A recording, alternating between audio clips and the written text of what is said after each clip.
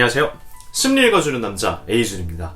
오늘 여러분들에게 소개해드릴 컨텐츠는요, 상담을 받아야 하는 사람과 상담을 받지 않아도 되는 사람에 대해서 준비를 했습니다. 어떤 사람들은 상담을 받아야 하고 어떤 사람들은 상담을 받지 않아도 되는지 이러한 구분점들을 여러분들이 생각해 보시면 나는 상담을 좀 받아야겠구나, 나는 굉장히 건강한 사람이구나, 이런 것들을 좀 생각해 볼 수 있을 것 같습니다. 그럼 지금부터 상담을 받아야 하는 사람에 대해서 먼저 알아보도록 하겠습니다. 제가 개인적으로 상담을 받아야 하는 사람에 대해서 4가지로 추려봤습니다. 이 4가지에 해당하는 사람들은 상담을 좀 받으면 회복하는데 굉장히 도움을 받을 수 있으리라 생각합니다. 첫 번째는요, 인간이 가지고 있는 가장 최하위에 느껴지는 감정, 바로 죄책감과 수치심을 느끼고 있는 사람들입니다. 어떠한 관계에서, 어떤 상황에서 내가 수치스럽다라고 느끼고, 그리고 내가 무언가 잘못하지 않았는데도 그 가운데서 죄책감을 느끼는 이 감정들이 나에게 불러일으켜진다면 이분들은 상담을 받으셔야 합니다. 그 이유 중에 하나는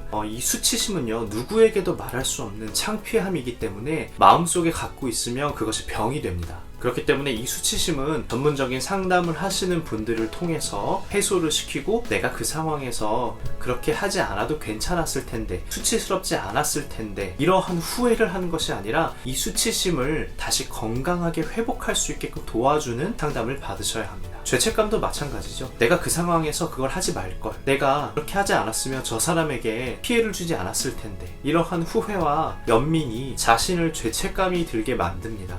이런 것들이 굉장히 자기 파괴적으로 가져가기 때문에 수치심과 죄책감을 느끼시는 분들은 타인, 그리고 가족들에게 이야기할 수 없기 때문에 그런 것들을 전문적인 상담하시는 선생님들에게 상담을 요청하시면 될 거라고 생각합니다. 두 번째는요, 새로운 곳으로 이직할 때마다 매번 비슷한 패턴의 트러블이 일어나는 사람들이 있습니다.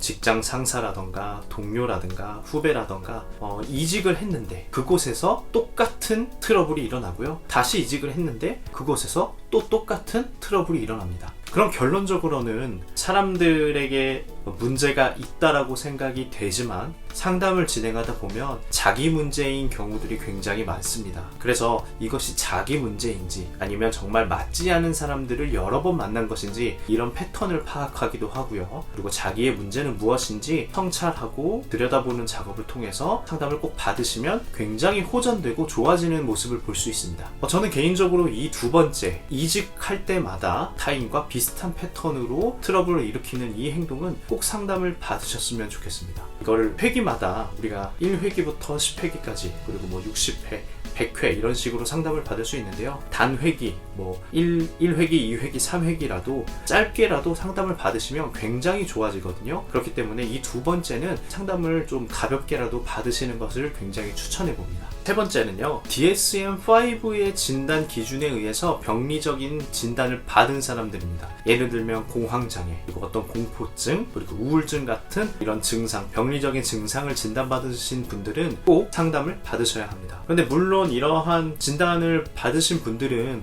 그곳에서 상담을 진행하기 때문에 자연스럽게 심리 검사와 상담이 연결되긴 하지만, 그럼에도 불구하고 이런 것들을 밀어내셔서 이 진단 받은 것들을 믿지 못해서 상담을 종료하거나 안 오시는 경우들이 생겨요. 이것을 우리가 심리학적으로 저항이라고 표현을 하는데요. 이런 분들은 꼭 상담을 받으셔서 이 병리적인 문제를 꼭 해결하셔야 합니다. 그리고 마지막으로 네 번째는요, 타인이나 지인들, 그리고 제일 가까운 가족에게도 털어놓을 수 없는 고민들이 있습니다.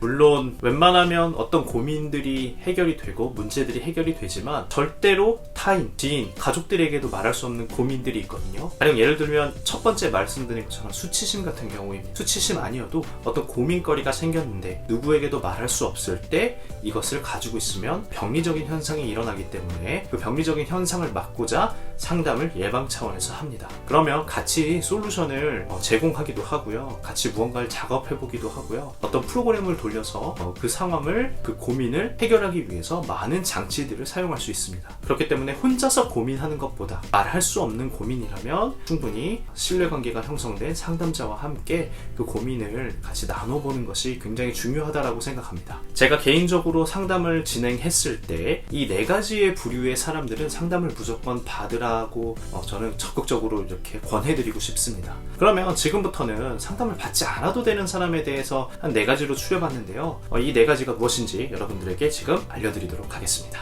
제가 밖에 나가서 심리 전문가입니다, 심리학 전공을 했고 상담을 석사로 했습니다 라고 말씀을 드리면 저 상담 좀 해주세요, 저 상담 받아야 해요, 우리 아이는 괜찮아요, 이런 식으로 굉장히 질문들을 많이 하세요. 그래서 오늘 컨텐츠가 상담을 받아야 하는 사람과 받지 않아야 하는 사람, 안 받아도 되는 사람, 이런 것들을 준비를 했는데요. 상담을 받지 않아도 되는 사람에 대해서 지금 말씀을 바로 드릴게요. 첫 번째는요, 커피숍에서 수다를 떨 수 있는 친구가 있고 그런 친구와 수다를 떨고 나면 뭔가 훌훌 털어버린 것처럼 마음이 정리되는 사람, 이러한 분들은 상담을 하지 않으셔도 괜찮습니다. 우리가 보통 이야기합니다. 전문적인 상담사가 아님에도 불구하고 앞에 잘 들어주는 친구, 경청을 잘해주는 친구가 내 이야기, 내 고민들을 이야기했을 때 그런 친구들을 통해서 내 마음이 좀 해소된다면 이것은 더할 나위 없는 상담 세팅입니다. 그렇기 때문에 그러한 친구들과 맛있는 커피 드시고 수다를 떨고 그리고 자신의 고민을 이야기해서 그 상황에서 자기 성찰을 일으키고 자기의 어떤 감정을 배설하고 이러한 방식을 통해서 자신의 어떤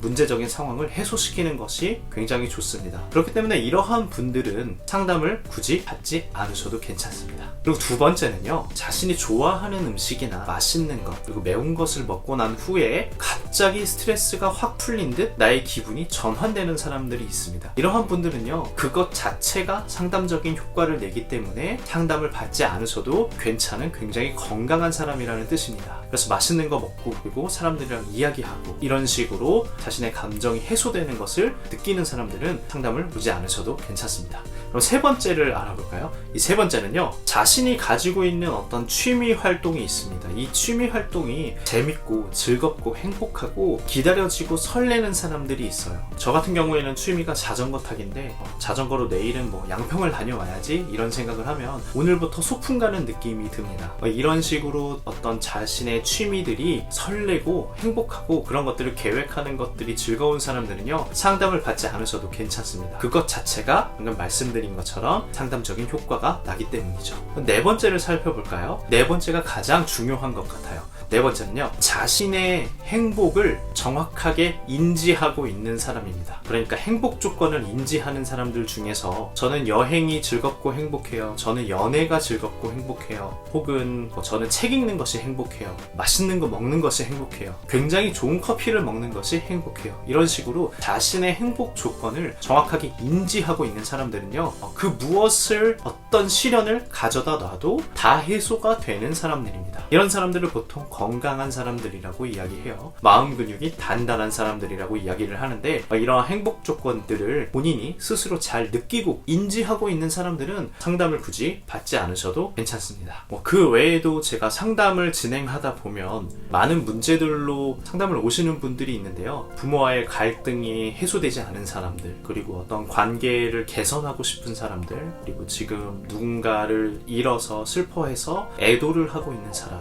남자친구, 여자친구와 헤어져서 시련을 겪고 있는 사람, 자존감이 낮은 사람, 그리고 우울증은 아니지만 자신이 생각했을 때, 자신이 자각했을 때 우울감을 지속적으로 느끼고 있다라고 본인이 인지하는 사람들, 그리고 불면증이 좀 심해진 사람들, 물건을 주기적으로 잊어버리거나 깜빡하는 사람들, 이러한 사람들은 상담을 해볼까? 라고 이렇게 물음표를 던지시고 한 번쯤은 가볍게 상담을 받아보시는 것을 추천합니다. 요즘에 정부에서 상담 세팅이 굉장히 잘 되어 있어서 전화 상담도 있고 비대면 상담도 많고요. 채팅을 통해서, 메일을 통해서, 카톡을 통해서도 상담을 진행할 수 있기 때문에 가볍게 자신의 어떤 문제의식을 전문가와 함께 나누면 그것을 해소하는 데 굉장히 큰 도움을 받을 수 있습니다. 그렇기 때문에 오늘 제가 상담을 실제로 진행하면서 그리고 많은 사람들을 만나면서 심리 전문가로서 제 개인적인 생각, 제 주관적인 상담을 받아야 하는 사람들에 대해서 이야기를 좀 나눠봤습니다. 주변에 아까 말씀드린 것처럼 저 상담 받아야 해요, 저 문제 있죠, 이렇게 말씀하시는 분들이 굉장히 많은데 실제로 그런 사람들을 들여다보면 건강하신 분들이 굉장히 많아요. 그렇기 때문에 제일 중요한 것은요, 상담을 받아야 하시는 분들이 받지 않고 자신의 마음의 벽을 쳐버린 상태에서 그 누구와도 교류하지 않는 사람들, 이러한 사람들이 우리가 병리적으로 우울증에 걸리신 분들이다 이렇게 표현을 하는데, 그러한 분들이 옆에 계시다면 적극적으로 상담을 받을 수 있도록 권유해 주시면 굉장히 감사드리겠습니다. 그래서 오늘 영상을 보시고 나는 건강한 사람이구나, 나는 상담을 받아야 하는 그 경계에 서 있는 건가, 이런 것들을 조금 알아차리셨으면 좋겠고요. 이 영상을 통해서 상담을 받거나 혹은 건강하거나 이러한 기준들이 여러분들에게 생성됐으면 좋겠습니다. 그래서 오늘 영상도 도움이 되셨다면 구독과 좋아요 부탁드립니다. 다음에 더 좋은 컨텐츠로 찾아뵙겠습니다. 감사합니다.